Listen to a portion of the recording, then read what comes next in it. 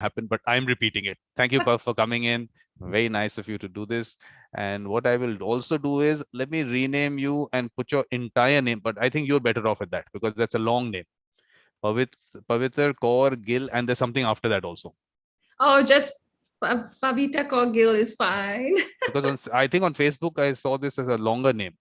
Oh, that's my nickname at home, actually. Titri. It's just that a bunch of people know me as Titri and a bunch of people know me as Pavita. So, I'm just making sure everyone can find me on Facebook. Yeah.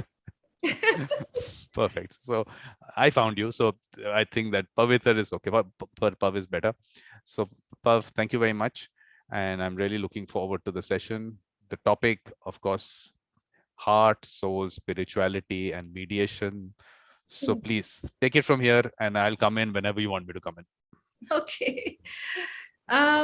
Well, I thought I would start off by just clarifying that I'm not a mediator per se, right? I'm a counselor. I'm a trained counselor. And I think that it's important that I make that distinction or that clarification because I recognize that, to be a mediator requires a certain skill set. And more often than not, I think there's a lot of legal training that goes on and so forth. So I wouldn't imagine sort of saying that, I'm a mediator in any way at all. I am a trained counselor, but I will say that I almost did. Yes. I will come in at this point. I'll tell you, don't apologize for this or don't say that. I'll tell you why you're here. Because for me, people have that mediator mindset. And that's all that is required. This whole concept that you're calling training, I keep saying you don't train people to be mediators. It's a skill that they already have. You maybe can develop the skill, hone the skill. Those are words you should use. Training for me is undermining and demeaning a mediator. Because you're going to make a mediator in a 40-hour factory. So these are, I criticize this concept because I'm very clear. You have the mediator mindset and all, that's all that matters. Whatever the world might say on certifications, accreditation, don't matter to me. It's you as a person and what you bring in. And I know you bring the mediator mindset. So we take it from there. Well, I almost actually did the training. And then I realized that the work that I was doing as a counselor, there was so much overlap. And I think you're right. Not only is there similarity, but you bring a certain person to the work, right? And I began to realize that really what I enjoyed doing was working with the individual at the level of dealing with wounds, healing of wounds, dealing with personal growth goals and so on, rather than resolving disputes at a table with parties present and so forth. And I think, I often wonder what would the face of mediation, the typical mediation, be like if people actually worked on their own personal issues individually, to heal wounds, to sort of identify personal values, principles that they live by, to kind of gain a deeper understanding of themselves prior to actually sitting at a table and trying to resolve a conflict with someone else. If we actually worked on ourselves first, I think, would bring a whole different feel to mediation proper. You would possibly have different outcomes, hopefully more positive outcomes. One lives in hope. So I think I like working with the individual, and I think counseling suits me to a T that way. Yeah. But also, why don't you just tell us about yourself, because that is important from where you're coming from. Yes. I feel your story is a very interesting story to put out, and then from there the person that you are, and then what you bring in terms of heart, soul, spirituality, I think is very important. Okay. Gosh, captive audience to tell my life story to. This is like a dream come true for me. Let me see. Well, I've lived with chronic illness for, I think, 26 years now. Quite a long time, a little less than half my life. And I used to work with support groups kind of informally for a long time. And And then, unfortunately, my marriage ended and I got divorced. And along the way, I raised 4 children. So I had a lot of, ups and downs, roller coasters with my illness, and then, of course, with the divorce as well. And I came to a place where, really it was about making meaning out of my own suffering. I wanted to live more purposefully. And I thought, I've been writing about living with chronic illness. I've been working informally with support groups. Why don't I formalize that by doing a master's in counseling, which in Singapore is the only way you can actually work with clients. So I pursued my master's in counseling, which was actually my second master's. And then I began my own practice, Patient Voices. And I have to say, I think it's been the most life-transforming thing I've ever done for myself. Because like I said, making meaning out of suffering is so important. And now when I look at the things that I've endured, I think, gosh, it's strengthened me, it's taught me so much, it's enabled me to journey with others. I think when you mention, having certain qualities that you're born with or you come to the table with, I think I am someone who has compassion and I can empathize, but I still feel there's something to be said from experientially going through something, really living through it. And the kind of empathy that creates in you, if you allow it, really, you have to allow that process. You have to choose to be better, not bitter about things that come your way. I think it deepened my compassion for others who are suffering and my ability to journey with them, to empathize and to understand deeper. That's not to say if you haven't lived through something, you can't empathize. I'm just saying, I think it puts on another layer, a deeper layer. And I think people connect with that. I think people see that, because you can't fake that. It really, the beauty of it for me is it's led me into a more authentic existence for myself. I'm very, very fortunate, actually. I'm so blessed, to be able to kind of marry my life journey with my work and my purpose for living, to be able to live authentically. So really what you see is what you get. Someone who's been through a lot, learned a lot. And I'm here to say, look, let me help you, on your journey. Let me help you find clarity if that's what you need, through the chaos that often is our mind. Let me help you find healing for the wounds that all of us have,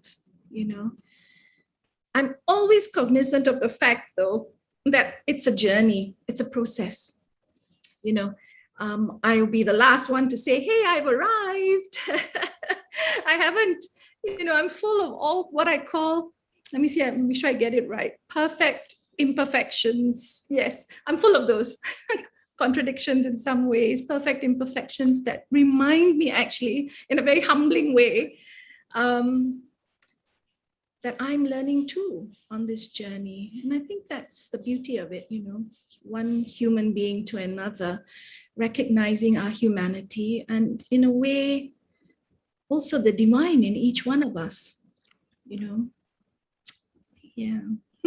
So I think what you maybe, of course, if you want to see, there's that song which has that your perfect imperfections and whatever that song. Maybe I'll search that, whatever that song was. So maybe you can. I thought maybe you're going to start singing that song. Right now? No. But look, I'll tell you how you should look at it. You should look at it. What you are helping people do is that inner conflict and the outer world, and you basically helping them resolve that. So look at what you do from that perspective, that you're a mediator in that sense. And from that end, if you look at it from your heart, soul, and spirituality aspect and how it works for you, I think that'll be an easier and a better way to go about it. Sure. Yeah, that's a lovely notion. I see mediation in so many things. I mean, as a parent, I've mediated between children. In my faith, I see, sacrifice as mediation. I see it as a daily thing that we almost have to do, and to be able to see that at play in my work as well. In a way, facilitating really healing, being a conduit. I like the term conduit, kind of, and I like the idea that somehow my work is imbued with a sense of the divine, because healing of one's wounds, especially for those who've suffered in childhood, and so many of my clients, this is the case. When I trace back, when we talk over, their childhood wounds that have lingered for decades sometimes with them, impacting their adult lives. When I look at that and I see the hurting child before me, I just am amazed that here is a possibility really to be a conduit for the divine that can step in a way and bring that healing,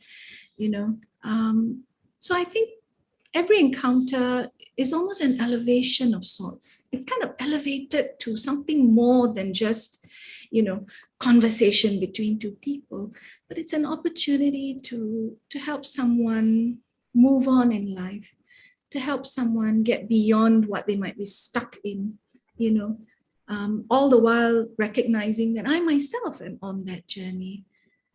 And I think learning to let go has been a huge struggle for many of my clients, but it resonates so deeply with me because every single day I'm learning to let go and to detach, to be more mindful, more self-aware of my own self. I think one of the beauties of my work is it's constantly informing, reminding, teaching me as well, and so I get to learn every day while I'm helping people, and I get to be, in a way, the hands and feet, mouthpiece, if you like, of God in a small way, in my own little way. There have been encounters with clients which have been literally,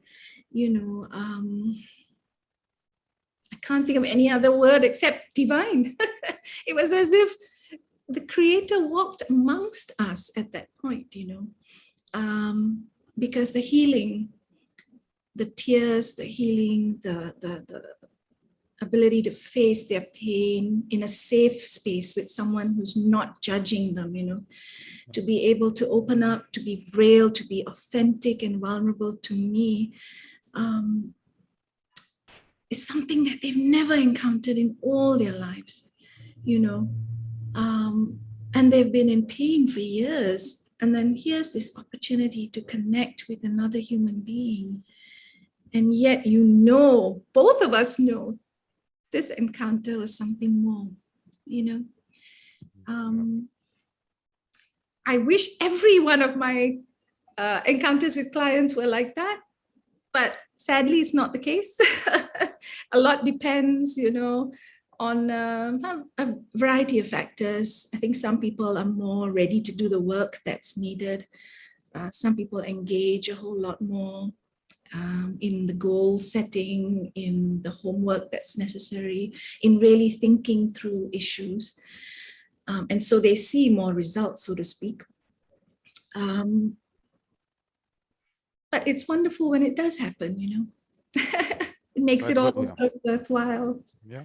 So I think what we're trying to explore through this symposium, what I want to do, is actually explore what that divine intervention, or whatever we might call it, whatever that was, and how that happens, what are the elements to it, where does heart, soul, and spirituality fit into it. But before that, I'll tell you that song that I was talking about is All of Me by John Legend. Yes. That's a wonderful song also, but that's where he talks about the perfect imperfections. Yeah. So little exploration on that, if you have thought about it, because that's a really important thing that you said. That's exactly what I've been talking about, that aspect of it sometimes doesn't get even discussed. And when we talk about this so-called training, this aspect never falls into that. And I feel it's a very, very important aspect of it. So. Gosh, I think for myself, part of it is rooted in who I am as a person and, how I grew up as a person of faith. I mean, I believe, I come from a Christian background. So God has always been special to me. I often think that if I hadn't gotten married and had children, I would have been a nun. Well, it's all kind of a moot point now. In theory, it sounds like a really lovely thing to do. I've been on silent retreats. I went on a 30-day silent retreat, which always amazes people because you can keep quiet for 30 days. And I'm like, yeah, I can. I loved it. I can't wait to go again, I love those moments where, you commune with God. I commune with God.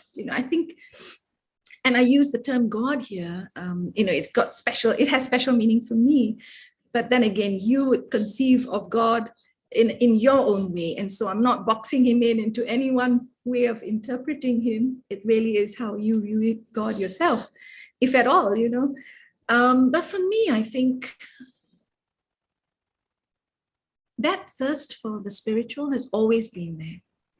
And I think in those moments when I have strayed from that compass in my life, so to speak, it's like a moral compass for me, if you like, or not even a moral compass. It's just knowing that this is so central to the core of who I am. When I've strayed away from it, I know I'm going off. I can tell I'm off in a direction which is not beneficial to me as a person, to the person that I am. And so to me, really, being authentic as a person has meant coming back time and time again to the core of who I am. That always makes me laugh a little bit because I know I'm Pavitar Kaur, but this is the C-O-R-E core. It's a bit corny jokes, but yeah, it's the core of who I am as a person. And I think during the most traumatic times of my life, definitely, during my divorce, for example, I really had to pull myself back to the core of who I was or am, because, you get consumed by emotion, you get carried away by anger, all those things come into play and you realize, gosh, I'm actually a kind person. I actually want to be a compassionate person. I want to be, so many nobler, higher things than how I feel. And I've got to identify what are my values, what are the principles by which I live, and keep pulling myself back to that. And I think that's something that I seem to be doing quite a lot with my clients as well, especially the 20-something-year-olds who come to me and say, hey, we're so lost. I've done my O levels, done my A levels, I've gone to university. I think I found my future spouse. I'm going to buy my house and buy my car, and mom and dad are happy, but something is missing in my life, And so my question then is, they wonder how can they be happy? What's this thing that's missing, the missing ingredient? And I tell them, look, what are your values? It's not for me to prescribe values. It's really for them to find what theirs are. And so, we begin a journey of sort of self-discovery, of finding out what informs your every decision and choice in life, the small little things that add up to make your life, who you are as a person, and so I get these lovely clients to actually think about it and write it out, articulate, connect your mind with your heart, and actually ask yourself, how and why do I live the way I do? What are my values? What are my principles? What's my larger philosophy of life? If there's a God and in that picture, what does he or she look like? And what's expected of you or them, him? So we explore a lot of existentialist issues, actually. And I love these conversations. Again, not prescribing, because it's not for me to say how anyone should live their lives. It's really for me to look in objectively and say, hey, there's chaos in the thought processes, let me help you find your way towards clarity, right? And so when it clicks into place for these people, I'm so thrilled, because imagine working these things out in your 20s rather than when you're in your 40s or 50s and you've lived 30, 40, 50 years on autopilot, not knowing why, not knowing what your purpose is on this planet, how, what real joy might actually look like to you. I think that's so tragic and yet so incredibly common. So I think 20-something-year-olds are my favorite clients because they're on the cusp of so much. And, it's a great time to ask yourself the larger questions. Are you just working because you want to make mega bucks? Is that going to make you happy? What's going to sustain you when hard times come? And how do we build resilience through failure, which for many of them, they've never encountered, but will come someday. Something or the other is bound to happen. And then what sustains you through the tough times in life? So I love these large conversations with over big issues with clients, Well, there's a very important aspect. So like I told you, what you're doing is that inner self of these people that they come to you and the outer world that they're part of. And like you said, people go through life suppressing maybe that inner self that they have because they have to be part of the outer world in a certain way. That's what they've been told. And if discovering themselves happens earlier in life, the better. But whenever it happens, I'm okay with that. Whenever it happens, as long as it happens at some point of time. So I think that this aspect of authentic self and that part that you've touched, I mean, that's something that I've also been discussing as part of the symposium. Also, this has come up. A lot of people have used that word, authenticity, authentic self. So that aspect, if you have looked at it, what is an authentic self? And again, heart, soul, spirituality, connection to that authentic self, what it is, whatever. Well, you're right. It's quite a popular term, isn't it? The authentic self. And what exactly does that mean? When I think of it, I like to think of how, often we see life in dichotomies, black, white, good, bad, public versus private persona, who we are in private often isn't who we are in public. There's a sense of, I've got to maximize the optics when I'm out there. But how I live or how I treat people when I'm on my own is a whole different story, right? Because, well, I manage the optics in public. I don't really care too much in private, For me, that's one aspect of authenticity. It's really merging that dichotomy to say, no, there is no public self. There is no private self. Who I am, wherever I am, is the person that I am, right? So I don't live because I want people in public, for example, to view me a certain way. And then, I just don't care how I am at home. And this is an important thing, because I think with a lot of families, they get disillusioned, especially if parents, for example, are a particular way at home, but a particular way outside, right? And it's a very common struggle. But beyond that, I think the authentic self also refers to someone who is able to be open to connecting deeply with others. I think when we are unafraid of being vulnerable, we are able to make these connections where we can be real. We can talk about our fears. We can talk about our deepest, darkest secrets. I mean, with some discretion, of course. I wouldn't advocate going out there and just trumpeting all my deepest, darkest secrets, but you've got deep friendships, deep relationships with people who know you and love you anyway. But more than that, you know you and you love you anyway. And I think that's such a deep struggle for so many of us because, we've had, all of us, I would say, on some level or the other, struggle with rejection. I've had some struggles with that all my life, really. And so that's a bit of a trigger for me And then when you look at yourself, you ask, am I worthy of, another person's love or affection, and so on. And so you question who you are as a person based on how other people perceive you, but you also question your worthiness yourself based on how you perceive yourself. And I think when we're really authentic, we love ourselves despite all those perfect imperfections. Anyway, we love ourselves. And I just look at it as walking a tightrope. There's this tightrope and you're kind of walking on it and you realize, oh yeah, these are my failings, some more obvious than others to other people, but So you're walking this tightrope, you fall off. So you get back on.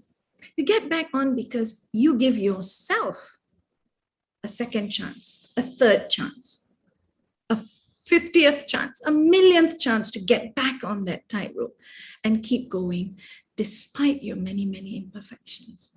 Because you love yourself enough to know your value as a true person, your worthiness as a true person. And I think that sense of self-love and self-acceptance is best appreciated within some idea of the spiritual or the divine. If we look at the divine as perhaps our creator, then perhaps it is easier to accept who we are, made in the image of God, perhaps, For me, I know that makes it a whole lot easier. There's this French priest, I cannot remember his name, but he wrote in the 19th century, and I love revisiting his work from time to time. He talks about, imagine how if every moment of every given day, just every single moment, we are walking in the will of God.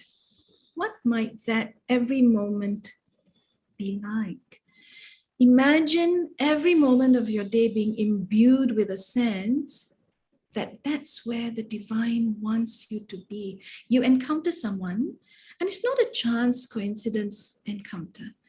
It's where you're meant to be, And I love that notion. And it's given me a lot of peace and a lot of comfort in tough times, just knowing that I am where I'm supposed to be.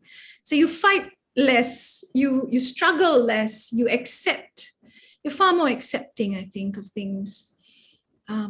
Yeah. I don't know if that makes sense. It makes sense because I did a quick Google search and the name came up. I don't know whether that's the name that you're looking at. Jean-Pierre de Cosset, whatever. I don't know. Is that? Yes, yes, it is. Yes, it is. Okay. Oh, that was fast. Did you use the title of the book? No, I just said whatever you were saying, I typed that out. Whatever you kept saying, and it comes out. Google is good at that. It picks up whatever you want, whatever you really want them to find out, rather than put them into such words which then becomes complicated. So exactly what you said. So he's written something called the Sacrament of the Present Moment. That's right. Absolutely. And I love that word sacrament. I love the notion of elevating every moment of our life to something sacred. I like that. Okay, I know I come across as a bit of an idealist. Sometimes I have to remember I live in a world that is far from ideal. And, and it's full of some really difficult, it's a harsh world. It's a tough world to survive in. But to me, in my quieter moments especially, I want to elevate it to something sacred. I want to imagine that God walks with me, that, he's alongside me, and that every moment actually counts in that way. My name Pavitar, of course, means pure or holy, and such a tough name to live up to. But, I don't know. I think this whole perspective of the spiritual aspect to things, part of it, I think, is in my personality. I've always had a very close link with nature. As a child, this is why they call me Titri, which is a female partridge, because as a young child, I used to be in the garden all the time, looking, apparently, according to my mom, looking for fairies among the flowers and so on. but I loved being in the garden. And to me, all of nature really is a reflection of the Creator again. And I love the ocean. And one of the things I love about the ocean really is just standing on a cliff, watching these waves come in, crashing on the rocks, right? And reminding me of how tiny I really am in the larger picture of things. And it's not a frightening contemplation. It's actually very reassuring to me. It's humbling, but it's also reassuring because I'm strangely content just being a small part of it. I don't need to be, a big thing or big part of anything. I'm very happy with my little place in the larger universe, so to speak, So I think when nature speaks to me, when creation speaks to me, then if I were to extrapolate that, if I needed to at all, then the person sitting with me is but yet another reflection of the divine, isn't it? You can't love animals and sort of hate people. I don't know, there may be people who do, but I couldn't possibly, And so for me, it really is about recognizing what's key to me, and in all things, working towards remaining true to my core, no matter what happens, through difficult times. I want to be so sure of who I am as a person that I come back to that. And of course, we are evolving and changing all the time. So that core may not remain sort of, static. But if we bring ourselves back to our core personhood or being, then as we journey through difficult times, we are evolving through that in alignment with our core, with our values, with the principles that matter the most to us. And so the end product, if you like, of little cycles of evolution or personal growth cycles is closer to what we want to be. If we don't manage that through difficult times, if we give in to anger, to vengefulness, to hatred, if we drift far from the core, then we evolve in a completely different direction. And that's something that, I'm constantly aware of for myself. And I keep trying to make sure that I am aligned as often as I can. I should do that a whole lot more. But yeah. But you spoke about because you said about the world and how complex and whatever the world is all about. What I did was I decided I'll make my little world. I could call it a bubble, whatever it is. Create that world around you. And that's where the online world helps a lot. Connect with whom you want to. So that's your world. I mean, of course, there is going to be the larger world, but then how large? There was this WhatsApp message which was going around where they actually, start going from you where you are, goes beyond that into various planets and the galaxies and everything, and really tells you how small you really are. And of course, that scale keeps going up. And then it zooms in and then goes inside you to the cells and all that. Very interesting kind of a perspective to things. But I do see, of course, you say Pavitar and we say Pavitra because the word that we use is Pavitra. But that's your name is Pavitar, so we'll have to, of course, that's your name. But I think you lied to us. I do think that you lied to us. And that's not right on your part because you said you went for a silent retreat. And I still feel, I'm sure that you were talking to yourself. So silent to the outside, but was it silent to the inside? Well, let me clarify what silent retreats are all about. You do have an hour in the mornings when you talk to your director, and you're supposed to journal. So the previous day's journaling comes up, you discuss it a little bit, you read relevant parts, shed an occasional tear if you need to, and then discuss it together. And then you get your next assignment for the day handed to you. And then the rest of the day is in silence, including meals. But there's a lot of prayer. There's a lot of conversation going on internally, of course, exactly. With God. It's not like I just sit there and stare at a wall and try and manage every thought that comes into and suppress every thought that comes into my mind. No, it's meant to be a lot of communing with God, a lot of conversations with God, and even some fascinating kind of like role plays, because this particular one I went to was Ignatian in nature, the spiritual exercises of Saint Ignatius. It's meant to be discernment for God's will. It's typically used if you want to join the priesthood. But I went because, I wanted a deeper walk with God, and I'd done the 3-day one, and I thought, gosh, 3 days is like nothing. I want to do this 30-day thing, So, for example, what you might do is imagine yourself in a scene with Jesus from the Bible, for example, right in the Garden of Gethsemane, where he is contemplating dying on the cross, and he's alone because his disciples had fallen asleep. I think there were 2 or 3 there, and they had fallen asleep, and he kind of chides them later to say, couldn't you stay awake even a little while? And so the exercise, just an example, is imagine yourself there with Jesus. What would you say and do?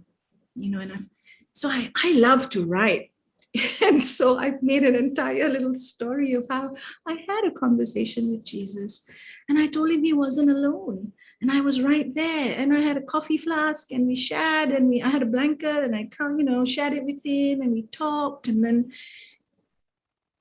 it was all about realizing, his companionship, my companionship, a kind of joint companionship through his suffering. And one of the things that I learned really is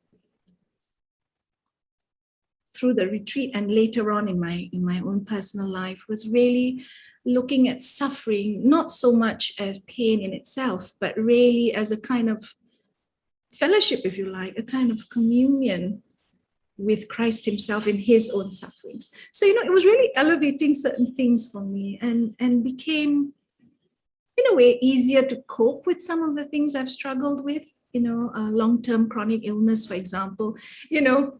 It's not to say that cancer is something you take lightly, but when people are told you've got so many months to live, you power on a little bit through those months, and then, your life comes to an end, kind of. I don't mean it to sound flippant, but you've got a terminal end, so to speak.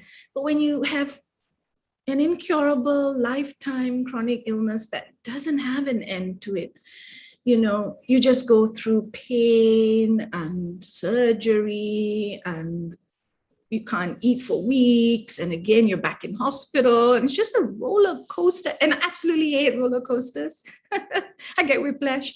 So you practically be on a journey of whiplash. I'm well, I'm not well, I'm well, I'm not well. And it's hard for other people journeying with you, they get whiplash too. But it's suffering, in a way. And if you just looked at it as suffering per se, maybe one could live through that.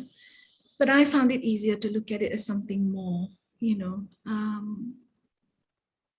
identifying perhaps, with the sufferings of Christ, with the sufferings of others, and taking comfort in the fact that I'm not alone on the journey, So I think when it comes to spirituality, I think it's a very personal thing, though, isn't it? It's so incredibly personal. And I have clients from all faiths. I've had Muslim, Buddhist, agnostic, atheist, Hindu clients. They've all come with their own issues. They've all come with their own beliefs.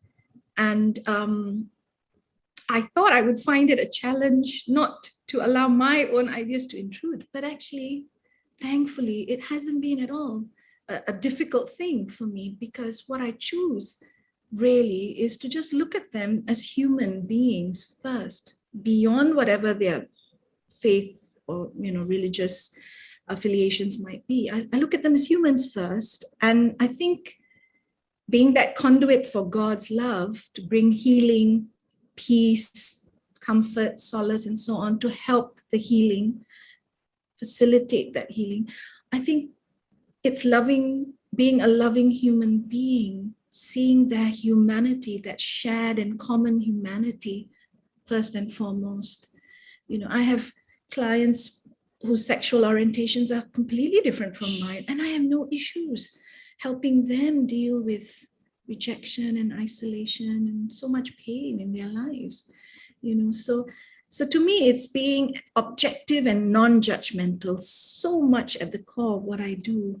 And I think it's made me a better person, because I think I did go through a phase of being very judgy. I was the school prefect, kind of like, the rules are the rules. Well, the rules are still the rules. I try not to break the law, but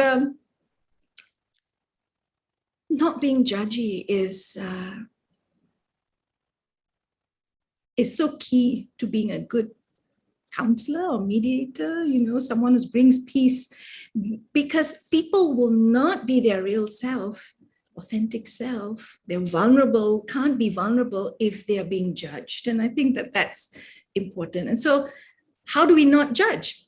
I think big part of that is realizing I'm as much a sinner, or I'm as much a human being as you are, with all my imperfections, my perfect imperfections, and trying to walk that tightrope and giving myself as many chances as I need. Why would I then judge you? And if God accepts me for what I am, which I believe is the case, he would accept you for what you are.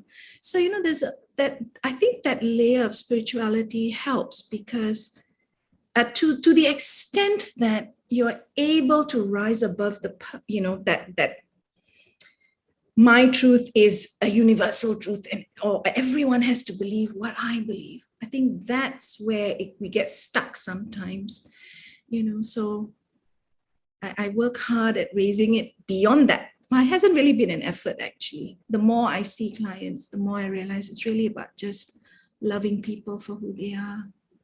And, people can tell. People can tell when you're genuine and you're loving, and when you're judging them, But interestingly, I started a series called Mediators, Mediation, and Spirituality. So the first episode of that, the people from all over the world, and the question was, what do you think is spirituality? And no one connected it to religion. So that was interesting, because normally people would think that people would connect it to religion. So that didn't happen. That was good. But the interesting thing is, above that, the person like you is not part of mediation, the mediation world, that formal mediation world, as we call it, which is what I think is sad, because all the qualities that you have, or whatever you've spoken about, are the things that are required. But Singapore specifically, that whole institutionalized mediation that is going around, I think for me has taken away from what I feel is mediation. And I think it's not the right thing, because the numbers on that side, when I look at Singapore, these mediation centers there, numbers are nothing. Well, one mediation center in Singapore in 1997 to now did some 5,000 matters. I mean, imagine the number of disputes which are out there. So people like you, if they're not out there resolving these for them, of course you are resolving. I mean, I'm saying you are resolving that inner conflict and the world outside, but that part of it you are. But I think that's why this whole idea of this symposium was that this should grow out, that these are important things, and the mediator brings these things, and the whole process involves these things. So I think that part of it is getting lost, or has got lost. I don't know how you look at the mediation world in Singapore, but because I don't know, maybe you haven't studied it. I looked at it from that perspective, because you think you're not part of it, and I mean, that's another kind of thing. I think, like I said earlier, I almost did the course. I know training is training. I mean, I had to do the master's in counseling first so that I could be a counselor. So I went through the hoops, right? In fact, I'm doing my third master's now in psychology and the neuroscience of mental health, because I feel I'm plugging gaps in my knowledge, and, and I just love to learn. But I think this is my last one.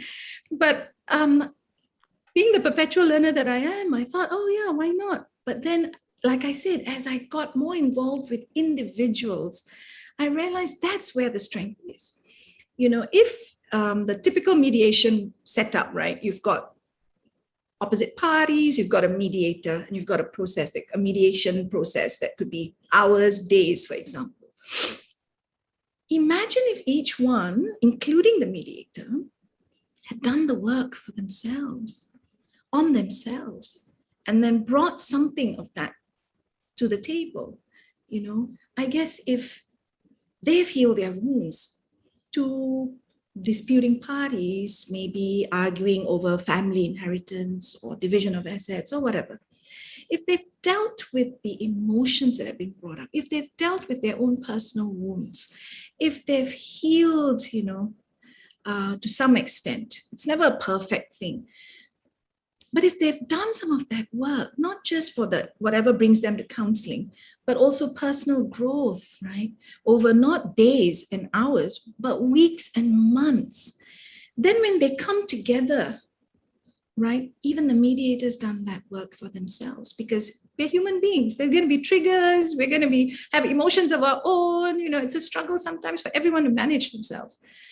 If everyone comes together then in the typical mediation setup, having done that work, then it isn't so much about let me grab what I can.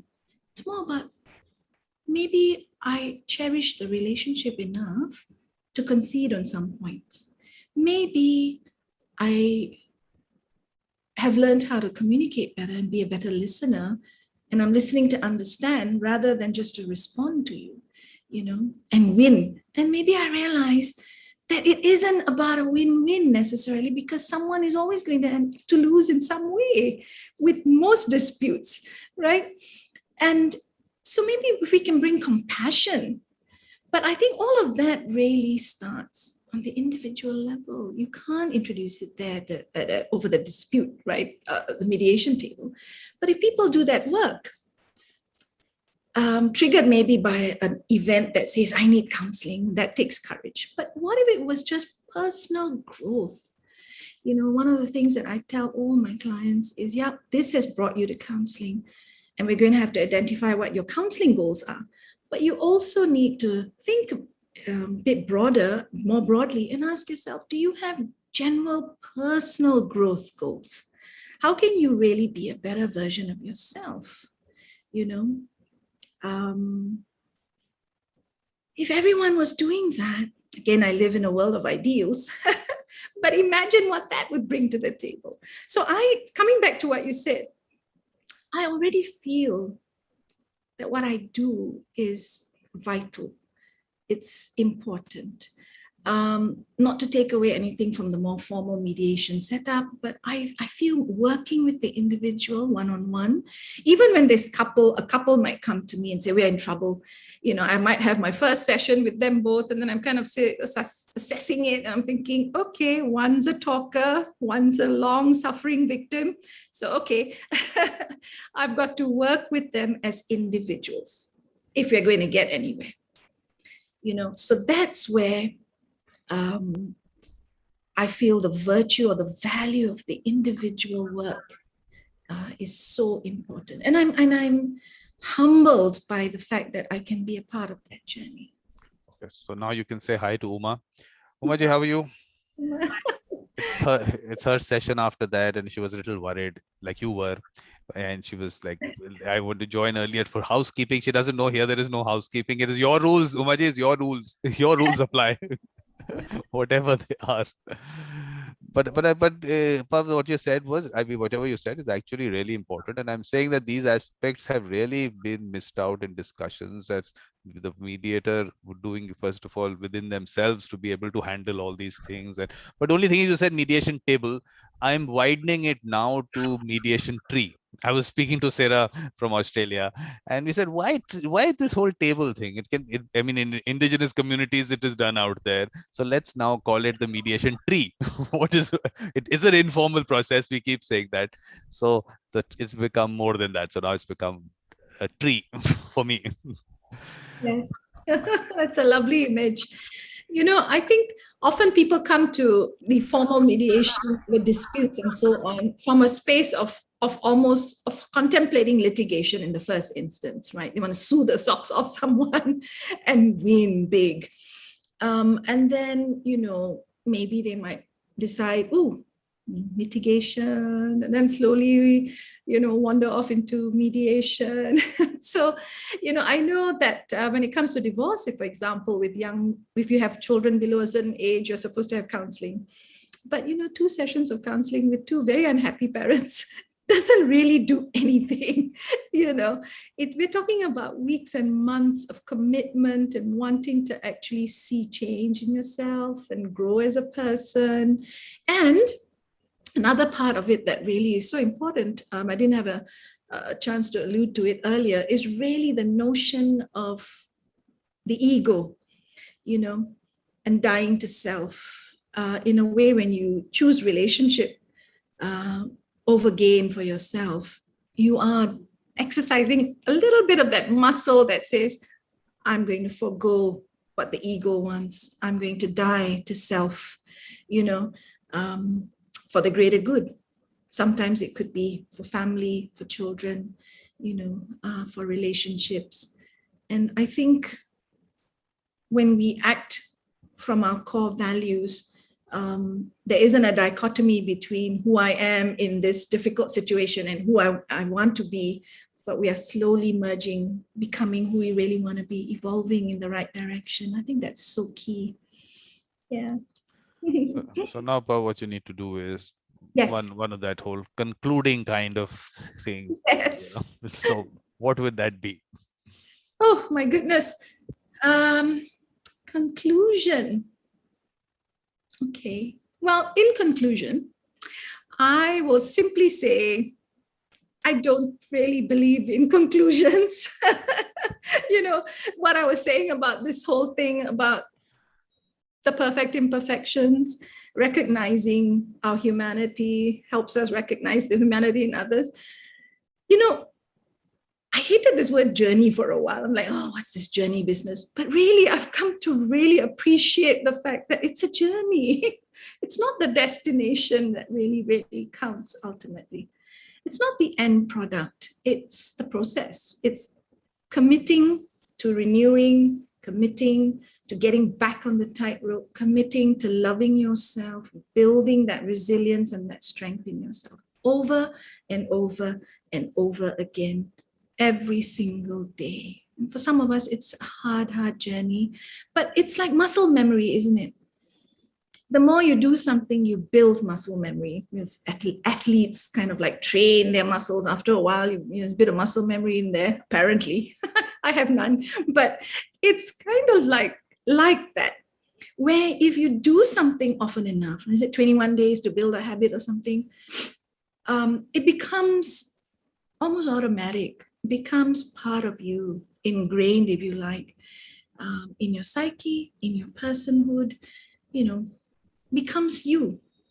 And so to me, it's like recognizing that journey and being compassionate to yourself. It sounds very odd because we think, oh, I love myself and I'm so awesome and all the rest of it. But actually, people who say that a lot usually have severe issues with themselves. They don't really love themselves deeply.